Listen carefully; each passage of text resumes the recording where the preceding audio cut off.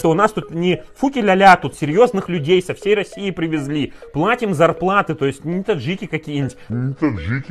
А платим серьезные зарплаты, там по 100 тысяч у нас получают строители.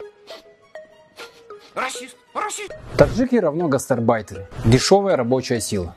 По крайней мере, так думает депутат Горсовета Новосибирска Сергей Бойко. Может, это он так шутит в стиле нашей Раши, а может и правда уверен, что некоторые национальности годятся только для того, чтобы укладывать плитку. Спешу огорчить Сергея Бойко. Я таджик по национальности, почти всю жизнь прожил в России, окончил аспирантуру, преподаю в университете. Видимо, по мнению депутата, я должен бросить свою диссертацию и бежать на стройку. У меня есть знакомые спортсмены, учителя, врачи. Скажу по секрету, они тоже таджики.